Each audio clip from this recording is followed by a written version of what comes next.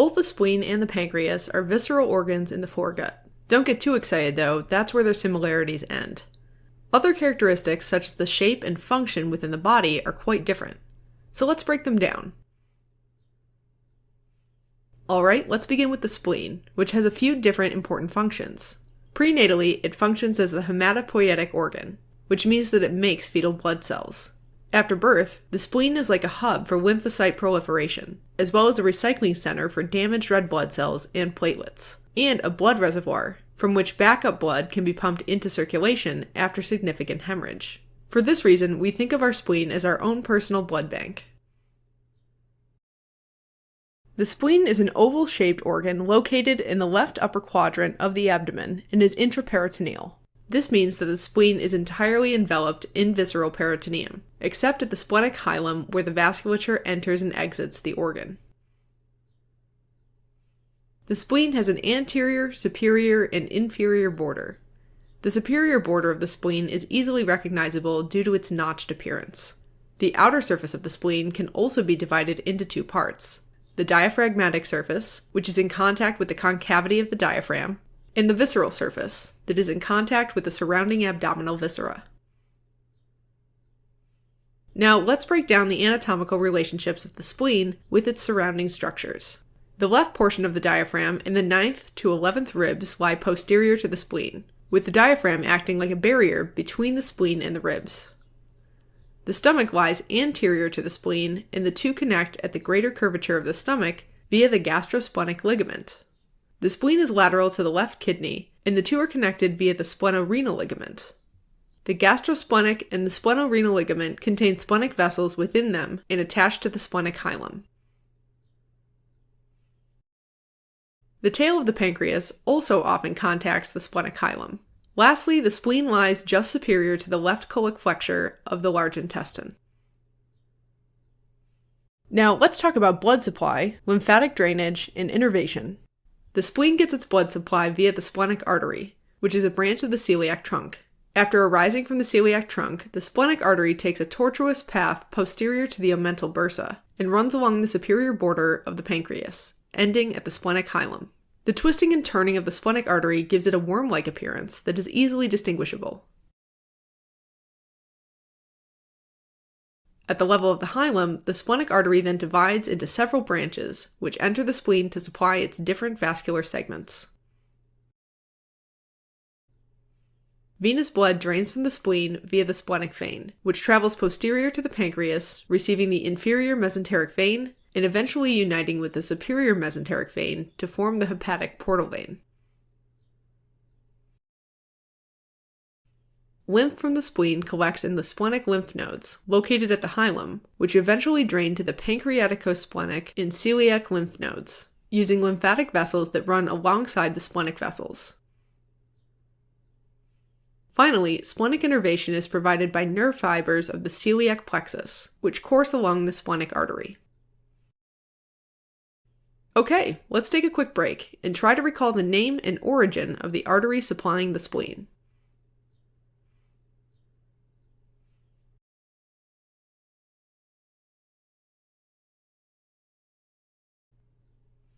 Alright, now let's shift gears and talk about the pancreas. The pancreas is an elongated accessory digestive organ that sits directly behind the stomach at the level of the transpyloric plane, or the L1 and L2 vertebral bodies. The pancreas is considered a retroperitoneal organ, with the exception of its tail portion, which is intraperitoneal.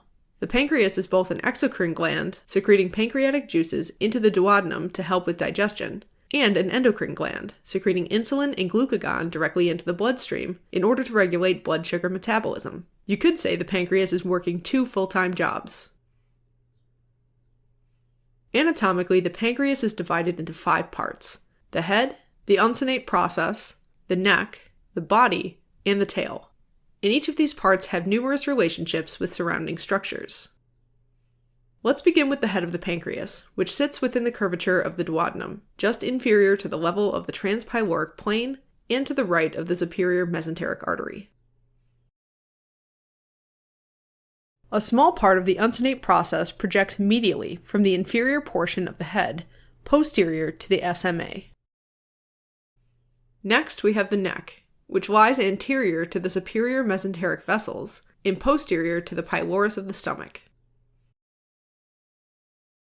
The body lies to the left of the superior mesenteric vessels and posterior to the stomach, continuing just above the transpyloric plane. Finally, the tail of the pancreas is anterior to the left kidney and medial to the spleen.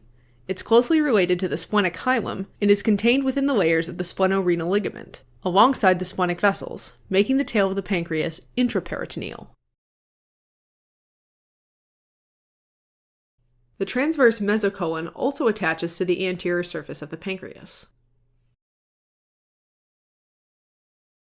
Now, the digestive juices produced by the pancreas are secreted into a large duct known as the main pancreatic duct, which eventually leads to the duodenum.